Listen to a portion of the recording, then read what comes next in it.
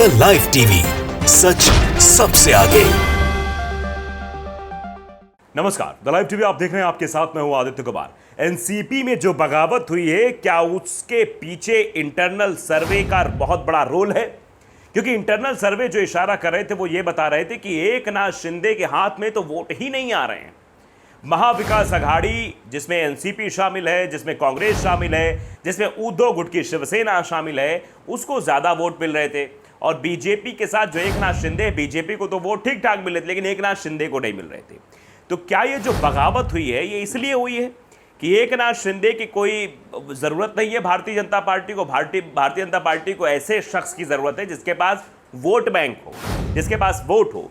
तो ये क्या जो पूरा तिकड़म बिड़ाया गया है, उसी सर्वे के बाद ये इसकी रूपरेखा तैयार की गई। अब ये आर्टिकल्स छप रहे हैं राजनीतिक गलियारों में, और राजनीतिक पंडितों का भी ये मानना है कि इसके पीछे ये भी वजह हो सकती है। जो सर्वे सामने आया जिसमें कहा जा रहा था कि महाविकास आघाड़ी को ज्यादा वोट परसेंटेज मिल रहा है। देखिए, हिंदुस्तान ने बाकायदे यही आर्टिकल लिखा है हिंदुस्तान ने। तो बीजेपी के इंटरनल सर्वे ने कराई एनसीपी में टूट। तो जो बीजेपी का इंटरनल सर्वे था, और एक जगह और एक सर्वे सामने आया था जिस सर्वे ने बाकायदे बताया था किस तरीके की स्थिति है। उसके बाद बीजेपी का एक इंटरनल सर्वे हुआ। तो ये सवाल पूछा जा रहा है कि बीजेपी के इंटरनल सर्वे ने क्या यह बगावत कराई है, एनसीपी में टूट कराई है?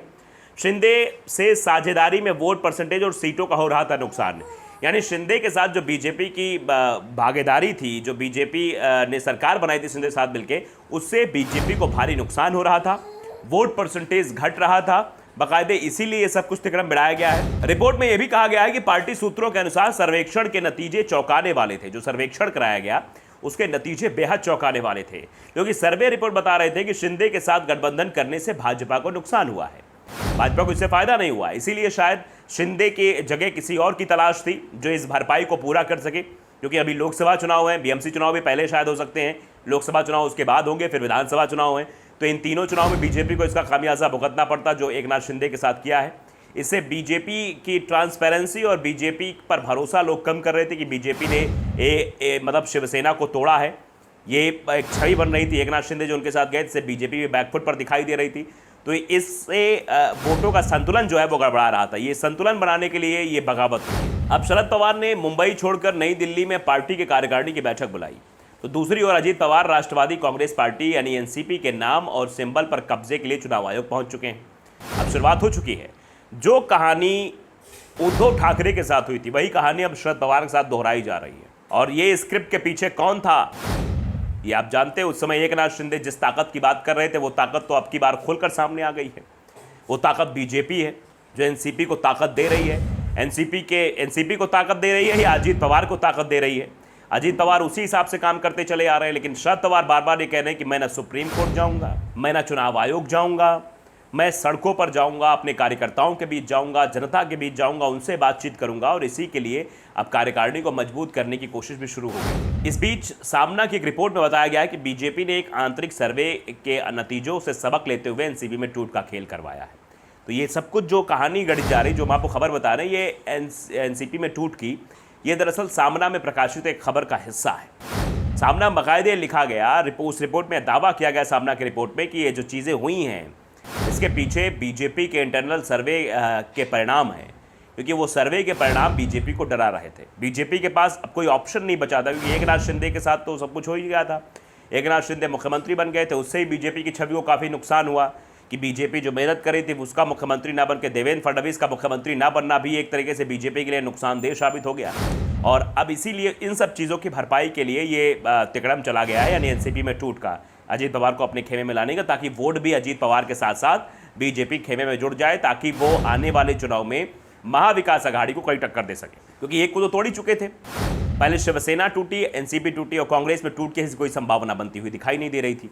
रिपोर्ट में भाजपा सूत्रों के हवाले से कहा गया है कि पार्टी ने कुछ दिनों पहले एक निजी कंपनी के सहयोग से महाराष्ट्र में एक सर्वे कराया था। इस सर्वे में एकनाथ शिंदे के साथ मिलकर सरकार बनाने के बाद भाजपा की स्थिति, आगामी लोकसभा चुनाव में भाजपा को कितनी सीटें मिलने की संभावना, और उसके बाद जनमानस के बीच पार्टी की छवि के बारे में राय इकट्ठा की गई थी कि आखिरकार जनमानस के बीच पार्टी की छवि क्या है, पार्टी को कितना लोग पसंद कर रहे हैं, नहीं पसंद कर रहे हैं। तो भाजपा को अपने वोट बैंक यानी 1.7% वोट बैंक भाजपा खिसक चुका था। इसी बात का भाजपा को डर लग रहा था।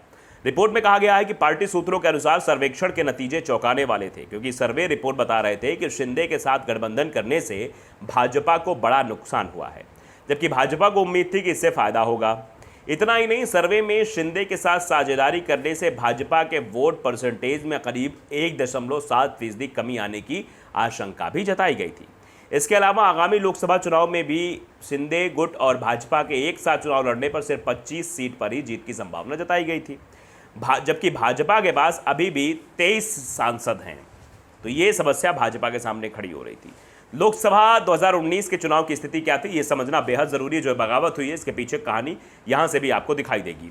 2019 के आम चुनाव में बीजेपी ने 23 सीटें, सहयोगी शिवसेना ने 18 सीटें जीती थी। ये 2019 के नतीजे थे। यानी एनडीए ने कुल मिलाकर 48 में से 41 सीटों पर कब्जा किया था, जबकि एनसीपी और कांग्रेस गठबंधन ने मात्र 5 सीटें ही जीती थी। एक सीट ओवैसी की पार्टी एआईएमआईएम और एक सीट निर्दलीय ने भी जीती थी।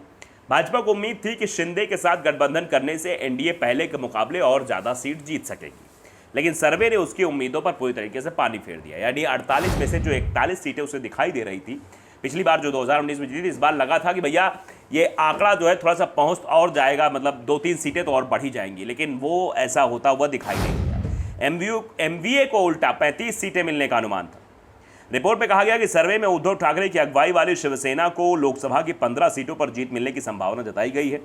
सर्वे में शिवसेना, कांग्रेस और एनसीपी के मिलकर चुनाव लड़ने पर महाविकास आघाड़ी को 48 में से 35 सीटें मिलने का अनुमान जताया जा रहा था। यानी आप समझिए, 18 सीटें पहले जीती थी शिवसेना ने, इस बार उसके 15 सीटों की जीत की संभावना थी। 3 सीटों का नुकसान उसे होता हुआ दिखाई दे रहा था, लेकिन पूरे एमवीए की बात की जाए तो वो 35 सीटें जीत रही थी। सामना ने लिखा है कि ऐसे में शिंदे कार्ड को फेल होता देख भाजपा ने महाविकास आघाड़ी के दूसरे मजबूत दल एनसीपी में तोड़ की साजिश रची और उसमें कामयाब रही।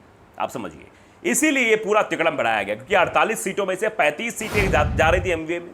तो अब एमवीए के किसी एक घटक को तोड़ना था, कांग्रेस में वो संभव नहीं दिखाई दे रहा था। तो ये संभवतः अजीत पवार के साथ किया गया, यानी शरद पवार के साथ किया गया, अजीत पवार को अपने खेमे में लिया गया। तो आप समझिए, शिंदे से नुकसान, पवार से भरपाई, ये वही चीज हो गई है। भरपाई करने के लिए सब कुछ किया गया है। 1 साल पहले इसी तरह शिवसेना को तोड़कर महाविकास आघाड़ी की सरकार गिरा दी गई थी।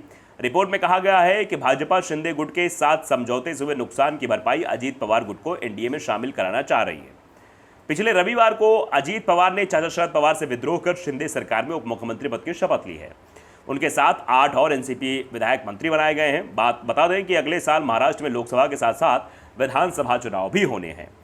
तो ये जो बगावत हुई है, दरअसल इसके पीछे की कहानी क्या है, ये आप समझ गए होंगे। ये बीजेपी का इंटरनल सर्वे सामना के मुताबिक बताया जा रहा है। सामना में जो रिपोर्ट प्रकाशित हुई उसमें कहा गया कि बीजेपी ने एक इंटरनल सर्वे कराया। उस सर्वे में बीजेपी को लगा कि पिछली बार तो हमने 48 में से 41 सीटें जीती थी एनडीए गठबंधन ने, यानी कि 18 सीटें शिवसेना ने और बाकी की बीजेपी ने जीती थी। तो इस बार भी लगा कि भैया आंकड़ा कुछ ना कुछ तो बढ़ेगा, शिवसेना को हमने तोड़ दिया है, बगावत कर दी है, उसमें एकनाथ शिंदे आ गए, लेकिन उसको नुकसान हो रहा था। 35 सीटें उल्टा एमवीए जीत रही थी। इसीलिए शायद ये बगावत हुई है कि एमवीए घटक को तोड़ा जाए। वो घटक टूटेगा तो जो वोटों की भरपाई है वो इधर हो जाएगी, तो सीटों की संख्या भी बढ़ जाएगी। तो लाइव टीवी अगर आपने सब्सक्राइब नहीं किया जरूर करिए, बेल आइकन दबाइए ताकि सच खबर आप तक पहुंचती रहे। नमस्कार। द लाइव टीवी, सच सबसे आगे।